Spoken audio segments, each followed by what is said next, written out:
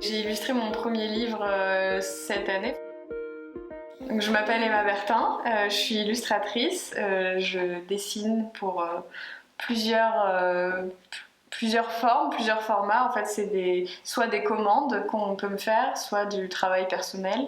Je travaille le dessin souvent à l'aquarelle, parfois au crayon, et puis il y a aussi des moments où je suis plus sur du dessin digital, donc tout ce qui est dessin numérique, donc iPad, Photoshop, tout ça.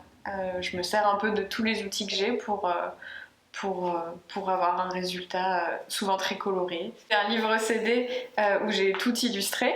Et donc ça c'était justement la technique aquarelle, donc dessin directement sur le papier avec 4 couleurs et de l'encre de Chine, et ensuite que je venais rescanner et après il y avait tout un travail de numérisation. Donc quand je scannais le dessin, ensuite il y avait un deuxième travail qui était toute la composition, le travail à nouveau un peu des couleurs, et j'en profitais pour séparer les couches, parce que c'est ce que Photoshop permet de faire, c'est quand il voit une image, il peut la diviser en 4 couleurs, donc cyan, magenta, jaune et noir, et donc c'est ce qu'il faisait. Et ensuite je venais recomposer ça, et ce qui donne un peu cet effet de décalage parfois, ou de trame, un peu de sérigraphie, parce que je retravaillais un peu tout.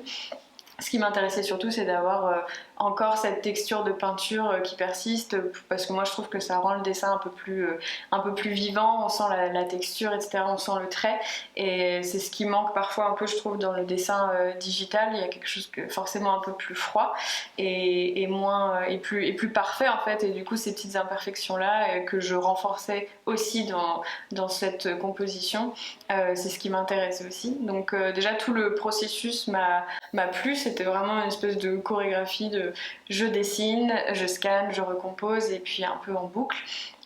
Donc parfois c'était un peu répétitif, et voilà, on sent qu'on fait un travail en fait. C'est vraiment les choses s'axent voilà, d'une certaine manière. C'était une très bonne expérience, parce que vraiment de faire un livre pour enfants, c'était vraiment faire un livre tout court même, c'était vraiment une envie particulière.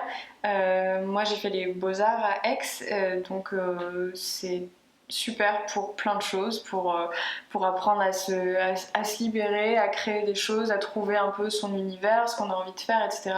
D'ailleurs j'y étais allée un peu pour ça, parce que je m'étais dit je vais apprendre plein de choses, je vais forcément trouver quelque chose qui va me plaire là-dedans. Et donc ça a été la vidéo et le dessin, et puis surtout le dessin. Mais on m'a pas forcément appris à être illustratrice ou BDiste, enfin voilà, travailler vraiment dans un domaine de la narration, où on apprend à séquencer une histoire, à la rendre en images, etc. Là, qu'on me donne les clés pour dire vas-y, illustre ton premier livre, c'était déstabilisant, et en même temps c'était assez... je me sentais assez revigorée qu'on puisse me faire confiance. C'était très stimulant, et du coup je me suis laissée aller dans cet exercice, et c'était trop bien. Donc voilà, le résultat est beau, je trouve. Enfin, je suis assez contente de ce livre, donc ouais, c'était vraiment une super expérience dans la globalité, et voilà, et avec un thème aussi musical. C'est marrant parce que souvent je travaille avec dans le secteur de la musique en fait, aussi par les liens que j'ai de mon père qui est musicien, ma maman elle est plus dans le graphisme, justement dans les arts visuels, donc finalement j'ai l'impression que je fais un peu un mix des deux. C'est rigolo. On peut ressentir ça quand quelqu'un reçoit un dessin à soi, ou commande une image imprimée, enfin des choses qu'on a conçues par nous-mêmes. C'est aussi ce sentiment-là de se dire oh, il va vivre chez quelqu'un d'autre, etc. Et du coup, il nous appartient plus vraiment, mais il est là quelque part, et on est content. Mais là, c'est encore autre chose. C'est bête, mais il y a un truc aussi de... Par exemple, moi, je suis allée voir une libraire là, à Maupetit, à Marseille, la librairie qui est sur la Canebière, et Gaëlle, celle qui s'occupe de la section jeunesse, je suis allée la voir, c'est la première que je suis allée voir avec mon livre, en me disant je sais pas comment ça se passe, parce que je sais pas comment on fait quand on fait ce métier là. Donc je me suis dit je sais pas, j'ai mon livre qui est là, qui est imprimé, je vais quand même essayer de voir si c'est possible de le mettre chez eux. Et du coup, en fait, elle a vu le livre, elle a tout de suite été touchée par les dessins, enfin, elle trouvait ça très beau, etc. Du coup, elle m'en a commandé direct, elle les a mis en magasin tout de suite après, enfin dans la librairie tout de suite après. Et c'était super touchant parce que enfin, je pouvais pas m'attendre à une meilleure réception de quelqu'un qui me dit c'est génial, c'est trop beau, j'ai écouté le CD, c'est magnifique, la musique donc parce que c'est un livre CD, donc il y a tous les instruments derrière, les instrumentistes qui jouent derrière le conte, enfin c'est super. Et donc du coup pour moi c'était génial quoi, d'avoir un tel retour sur un travail qu'on fait tout le temps tout seul en fait dans son bureau, à part quelques personnes qui passent, genre mon copain avec qui j'habite, ou certains amis parfois qui passent et qui me disent ah c'est beau, t'avances bien, etc. C'est un détail, sinon c'est que toi dans ta bulle en train d'avancer et d'essayer de visualiser à quoi ça peut ressembler, et parfois d'être complètement découragée, de se dire mais c'est nul, enfin je sais même pas bien dessiner ce personnage, enfin évidemment se saboter un peu comme on peut faire souvent, et voilà, de perdre un peu espoir. Donc quand finalement c'est terminé, qu'on voit que c'est beau et que les gens l'accueillent si bien, ça fait trop plaisir. Ça a concrétisé ma vision en tout cas de ce métier, plus dans le côté solitaire en fait, où je me suis dit il y a quand même quelque chose qui me correspond pas à 100%, c'est vraiment toute cette étape qui est de rester chez soi, assise, à créer, enfin à trouver de l'inspiration, à essayer de réaliser ce qu'on doit faire. Moi c'est plus ça qui me pose question, de me dire mais mon métier qui est censé être quelque chose de très libre, enfin genre artiste, un truc qu'on perçoit comme la liberté, le machin, mais en fait moi je suis cantonnée à ma chaise toute la journée, et voilà, et je vois personne. Enfin en fait ça ressemble juste vachement à quelqu'un qui travaillerait dans un bureau, et en plus même pas un bureau où il y a d'autres personnes avec qui tu peux te marrer, c'est juste tu es seule. Et du coup ça c'est je suis pas encore certaine de cette situation là, c'est pour ça que je fais d'autres choses aussi à côté. Enfin j'aime bien pour retrouver vraiment à chaque fois un plaisir du dessin, et j'aime bien ponctuer ça d'autres médiums, d'autres pratiques. Donc je fais un peu de musique, je fais de la guitare, je chante, je fais de la vidéo aussi, donc je me suis mise un peu à filmer ce que je faisais aussi, etc. Et puis j'ai envie de me remettre un peu à la vidéo, genre fiction, quoi, court-métrage, enfin, des choses comme ça, que je faisais il y a longtemps, genre au lycée, donc ça serait pas du tout pareil, mais en tout cas de me remettre à faire d'autres choses.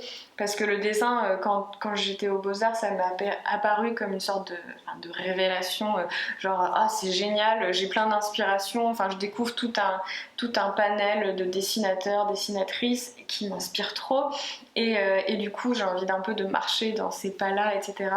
Et donc ça m'a complètement épanouie, etc. et stimulée, donc j'ai fait ça beaucoup. Et en fait là, en m'apercevant que juste que je constate que je fais que ça, au bout d'un moment vu qu'il y a cette notion aussi de fait que ça soit un travail payé, maintenant c'est plus juste la petite passion ou le truc à l'école, etc. C'est bon maintenant c'est ton travail, et c'est comme ça que tu dois faire pour manger à la fin, enfin, et payer ton loyer en gros. Tout de suite il y a un truc enfantin qui s'éteint un peu aussi, et où tu te dis que c'est presque un peu triste, quoi, mais il y a quelque chose où tu réponds à une commande, pourtant c'est ce que j'ai voulu, mais du coup c'est quelque chose où tu n'es plus complètement libre non plus de ce que tu veux faire, etc. Et t'es quand même, pour bien travailler, il faut que tu restes là dans cette pièce à achever ce que tu as à faire. Donc maintenant j'essaye un peu de prendre des pauses, parce que je me dis mais en fait je suis ma patronne, et si j'ai envie de là j'arrête tout et je vais aller voir la mer, enfin ce qui est quand même une grande chance là où j'habite, je le fais, mais ce que j'arrivais pas du tout à faire pendant les 2 années, presque 3, depuis que je suis sortie des Beaux-Arts. C'est vraiment un truc que j'arrivais pas à m'autoriser, qui est une sorte de presque de présentéisme en fait, que je m'impose, et que j'ai l'impression que beaucoup d'illustrateurs aussi s'imposent, de ce que j'ai entendu. de vraiment comme si on allait nous-mêmes se blâmer, genre mais non mais tu peux pas faire une pause maintenant, ça craint, alors que souvent si tu l'as fait tu vas en ressortir tellement le cœur un peu plus léger, etc. Et avec justement la créativité un peu renouvelée. Donc en fait ces pauses là où tu vas voir la mer, où tu vas regarder une série, où tu vas, je sais pas, écouter un CD, lire un livre, quoi que ce soit, ou même juste rien faire, c'est ça aussi qui va permettre de stimuler un peu et de se remettre au travail et voilà, et de pas prendre le travail justement bêtement comme on nous l'assimile partout, de tu vas commencer à 9h et tu vas finir à 18h, tu vas faire ça pendant 7 jours parce que c'est comme ça et qu'il faut aller vite. Moi j'avais déjà intégré ce truc de ouais c'est comme ça qu'il faut faire aussi, même si on est artiste, illustrateur. Et en fait non, c'est pas forcément la bonne solution. Donc maintenant, je m'autorise plus à faire des pauses, à penser à autre chose. Et en fait, ça se passe mieux parce que quand tu fais des hard blocks, donc des blocages où juste t'arrives rien à faire, moi j'avais trop tendance à foncer encore plus, genre non mais il faut que tu trouves, tu vas y arriver, tu vas trouver. Et en fait, non. Donc faire des pauses et puis surtout, enfin en tout cas aussi, beaucoup de livres pour enfants, de BD, il y a tellement d'auteurs, illustratrices, tout ça que je lis, que je suis. Parce qu'aussi il y a beaucoup Instagram qui rentre en jeu et du coup on regarde, enfin on est abreuvé de plein d'images tout le temps, mais le mieux pour moi en tout cas c'est les livres. J'en ai plein là, j'ai une bibliothèque à côté de mon bureau où justement je peux puiser dedans à n'importe quel moment quand je veux me mettre dans un univers par exemple, je sais pas, je peux citer Pénélope Bagieux que j'adore sur plein d'aspects de son travail et sa personne. Il y a des couleurs de Brecht Evans, des choses très très drôles d'Anouk Ricard. Enfin, il y a plein d'aspects comme ça que j'ai besoin de, de prendre un peu, de me perfuser avec pour me rappeler aussi de ce que j'aime et ce qui me pourquoi je fais ça aussi, comment j'ai envie de raconter les histoires et, et puis voilà, pour l'instant moi j'ai rien écrit, j'écris toute seule dans mon coin et je pense que je peux essayer de faire des choses avec, enfin j'aimerais bien essayer de faire des choses avec ce que j'écris, qui sont des choses plutôt personnelles, mais j'aime bien ces récits-là aussi en BD, je pense à Myrion Mal aussi qui est une trop chouette illustratrice, écrivaine qui fait donc des BD et qui raconte des vies de manière super belle, très simplement, etc. Et c'est génial. Et du coup, voilà, ça c'est des choses que j'aimerais faire aussi, de raconter des choses, que ça soit en dessin, en BD ou aussi en vidéo du coup par la suite, parce que j'aime bien garder un peu ces deux aspects-là.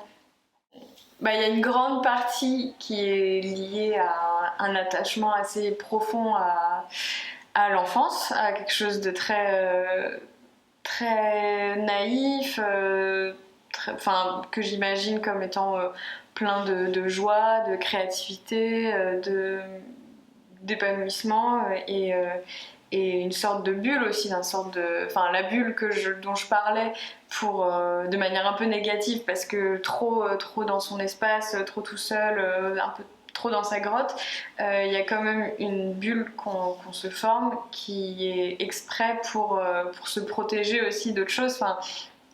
Si je reste tant chez moi, c'est aussi qu'il y a plein d'endroits à l'extérieur où je me sens pas forcément à l'aise, que ce soit, ça peut être dans une foule, dans tout ce que je ressens comme être un peu trop intense à l'extérieur et tout. Enfin voilà, je sais pas si j'utilise le terme hypersensibilité, mais voilà, c'est pas diagnostiqué, mais il y a un peu de ça aussi, quoi, d'être un peu éponge aux autres et du coup de ressentir un peu intensément des choses à l'extérieur. Donc c'est vrai que quand je suis là, c'est aussi que je choisis l'endroit où j'évolue. Enfin, c'est un grand privilège aussi, quoi. C'est d'avoir un espace à soi, une chambre à soi, si je veux citer Virginia Woolf, mais vraiment un truc très privilégié d'espace personnel où tout est possible, quasiment. En tout cas, dans tout ce que je peux créer et imaginer, théoriquement, tout est possible. De rester, malgré les années qui passent, dans une imagerie très jeunesse aussi. Donc la littérature jeunesse, ça y va pour rien non plus, je pense. C'est des images qui m'ont bercée, qui m'ont fait grandir, etc. Et qui m'ont, enfin, au-delà de ça, vraiment marqué, vraiment. Et du coup, quand je lis certaines histoires, surtout quand je regarde certaines illustrations de livres, de contes, tout ça, tout d'un coup, il y a plein de choses qui s'allument, qui font écho à des choses qui m'ont marqué, qui sont encore là, ancrées. Et du coup, c'est vraiment un univers dans lequel je m'épanouis, je me complais beaucoup, quoi.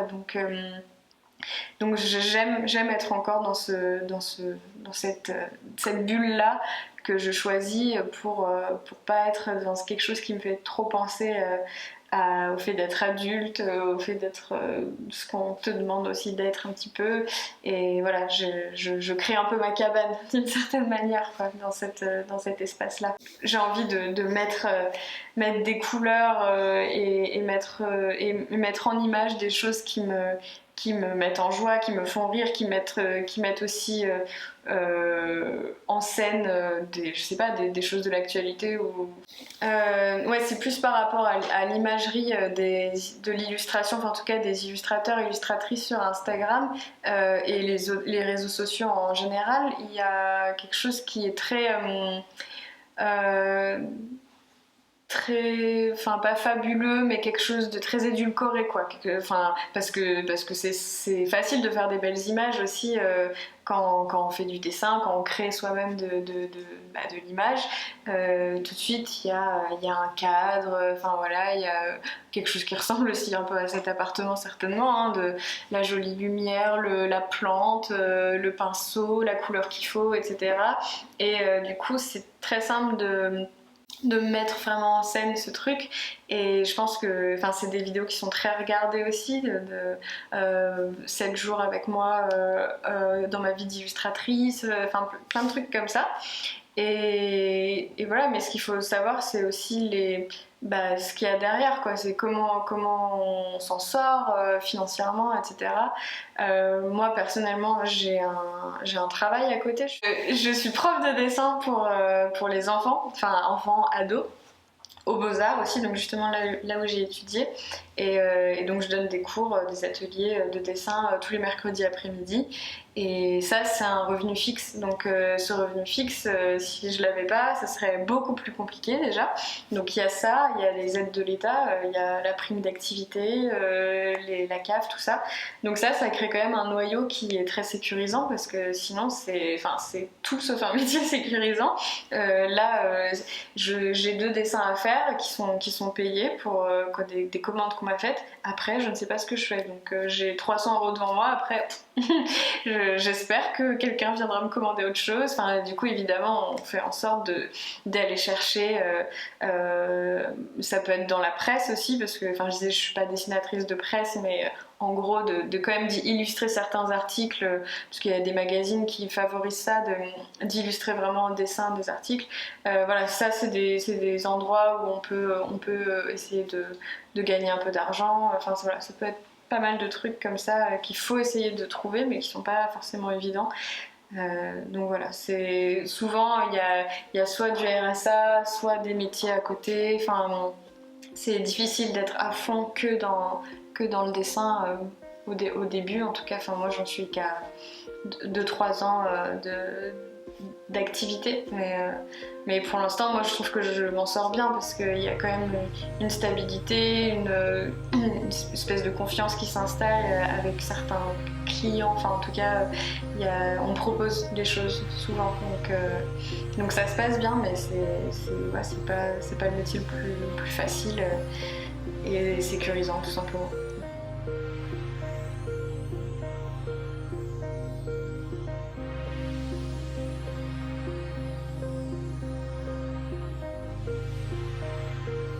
Quand l'encre est encore humide, il faut pas redessiner sur l'encre parce que ça bave. Voilà.